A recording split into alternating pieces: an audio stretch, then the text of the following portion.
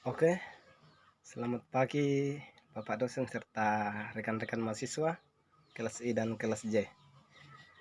Selamat berjumpa kembali dalam mata kuliah Teologi Perjanjian baru 1. Oke, terima kasih pertama-tama atas kesempatan yang diberikan kepada kelompok kami. Kami dari kelompok 5 yang membahas tentang telaah terhadap perspektif Islam dan perspektif Yohanes mengenai Yesus Logos. Saya kira saya tidak usah memperkenalkan nama-nama dari kelompok kami ya, karena ini dunia maya. Nanti saja kalau kita ketemu di dunia nyata baru kita perkenalan masing-masing. Saya kira begitu, karena kita dibatasi oleh waktu. Langsung saja kita masuk ke dalam materi. Dalam kekristenan atau dalam lingkungan Kristen, perspektif atau sebuah ungkapan mengenai Yesus Kristus ialah Allah, saya kira itu sudah tidak asing lagi. Kita juga tahu bahwa dalam kekristenan Yesus Kristus itu 100% Allah dan 100% manusia. Yesus Kristus merupakan sebuah jembatan penyelamatan atau sebuah jalan keselamatan.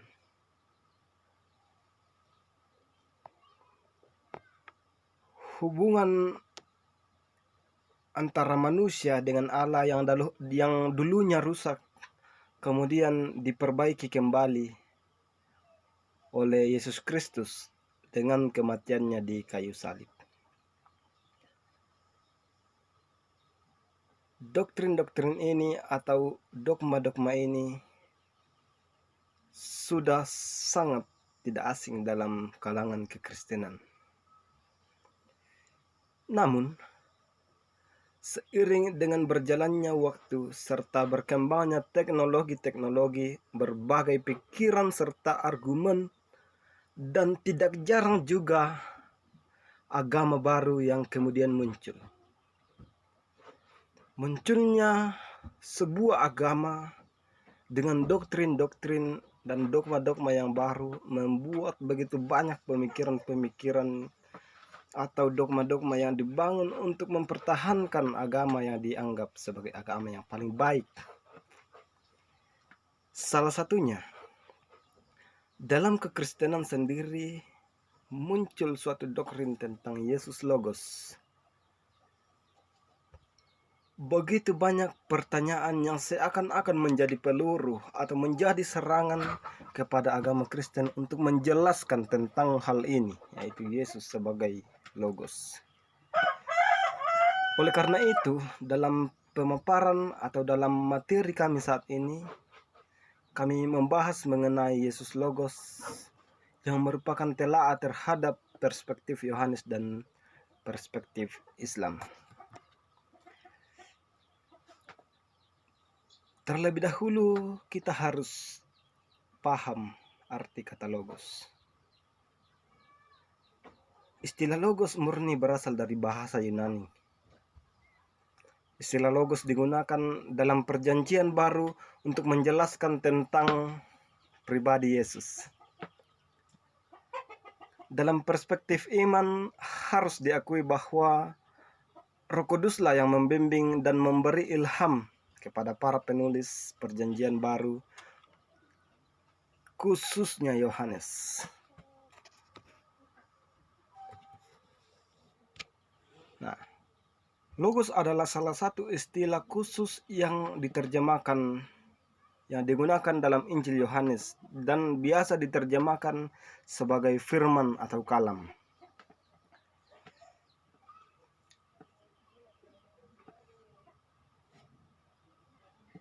Logos dalam kitab Injil kadang-kadang dimaksudkan untuk menunjukkan pesan atau kadang-kadang juga untuk menunjukkan firman ilahi mengenai Yesus. Jadi dapat dikatakan bahwa penggunaan umum dari Logos mengenai Injil Yohanes memperlihatkan Yesus sebagai yang menyatakan Logos itu, yang berbeda dengan penggunaannya dengan arti kristologi. Dan artinya lebih dari sekedar kata-kata yang diucapkan, tetapi menyatakan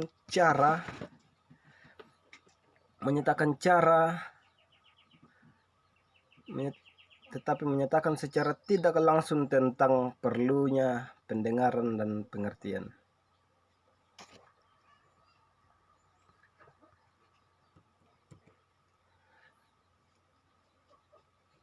Gelar Logos yang digunakan Yohanes untuk membangkitkan suatu persepsi sekaligus pengharapan bahwa Yesus akan ditampilkan bukan hanya dari sisi manusianya saja, tetapi juga dari sisi kealahannya.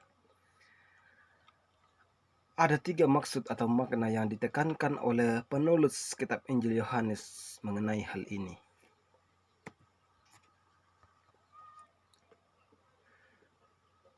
Praeksistensi Yesus. Dengan Logos, Yohanes mau menggambarkan hubungan Yesus dengan Bapa sebelum penciptaan dunia. Pada mulanya firman atau Logos itu sudah ada. Dapat kita lihat dalam Kejadian pasal 1. Frase ini memberi pernyataan yang jelas tentang eksistensi firman atau Logos sebelum segala sesuatu ada. Firman adalah Allah.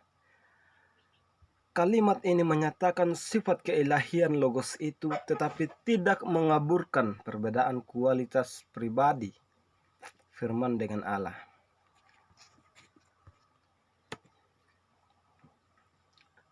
Peranan Yesus dalam penciptaan. Logos disebut sebagai pencipta. Segala sesuatu dijadikan oleh Dia.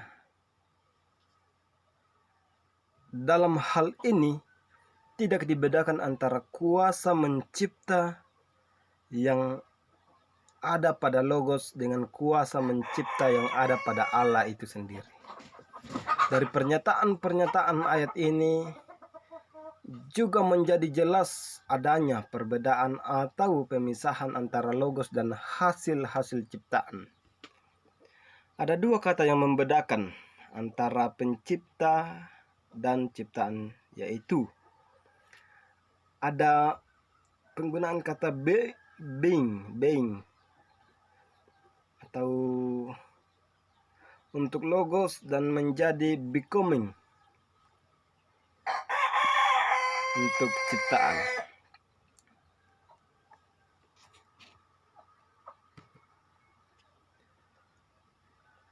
Kemudian yang ketiga ialah hubungan Yesus dengan manusia. Yohanes menggambarkan adanya hubungan antara Logos dan manusia. Hubungan antara Logos dan manusia yang nampak di dalam ungkapan firman atau Logos telah menjadi manusia atau daging dan tinggal di dalam kita. Itu sangat jelas dikatakan oleh Yohanes dalam Yohanes pasal 1 ayat 14. Maksud Yohanes menggunakan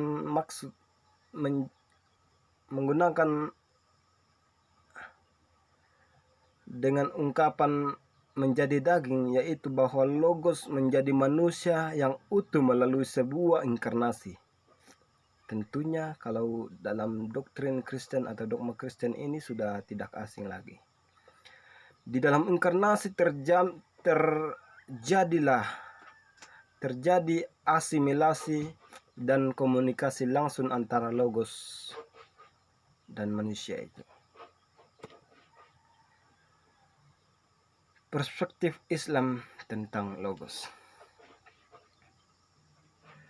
Muhammad sangat mengenal kekristenan. Itu harus kita garis bawahi. Bukti ini dapat dijelaskan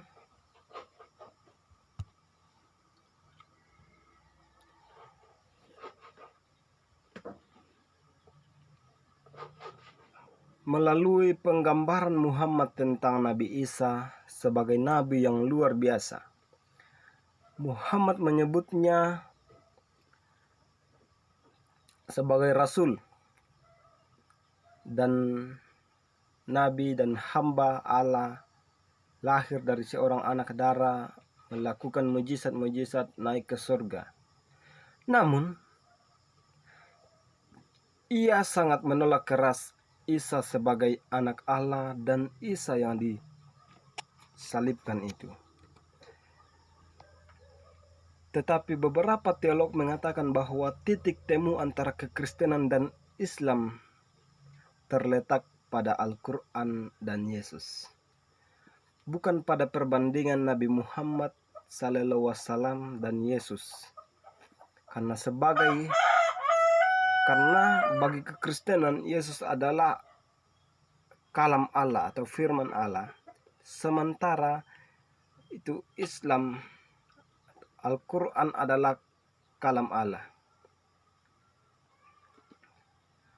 Jadi inilah titik berangkat antara dalam mengupayakan dialog, yaitu melalui kalam Allah. Kita dapat membandingkan Yesus dengan Nabi. Ia dengan Nabi Isa sebab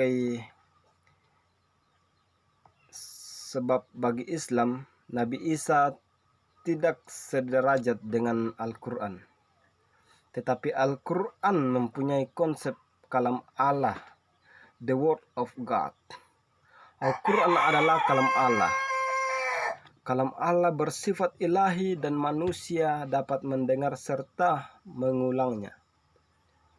Al-Quran menjadi alat mediasi antara Allah dan manusia. Sementara itu, mediator antara Allah dan manusia dalam iman Kristen adalah Yesus.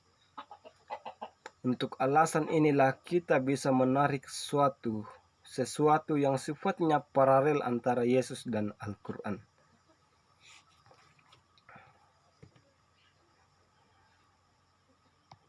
Dari pemaparan materi di atas dapat kami simpulkan bahwa istilah atau kata logos berasal dari filsafat Yunani yang diartikan sebagai firman dan merujuk kepada Yesus. Akan tetapi istilah ini hanya bisa diterima oleh orang Kristen saja. Penulis kitab Injil Yohanes menggunakan kata logos untuk menggambarkan hubungan Yesus dengan Bapa sebelum penciptaan dunia, dan sekaligus menggambarkan hubungan logos dengan manusia. Dalam hal ini Yohanes mengungkapkan bahwa firman atau logos itu sudah menjadi manusia, atau firman itu sudah menjadi daging.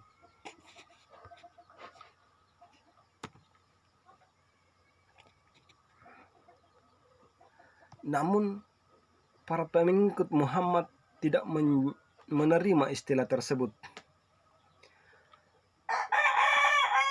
Mereka percaya bahwa Isa atau Yesus yang disebut Logos dalam kekristenan itu hanyalah seorang nabi dan rasul Allah yang dapat melakukan mujizat.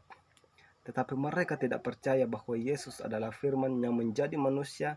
Terlebih lagi mereka tidak percaya bahwa Yesus yang disalibkan seperti yang diimani oleh umat Kristen. Ya. Dengan demikian sampai disinilah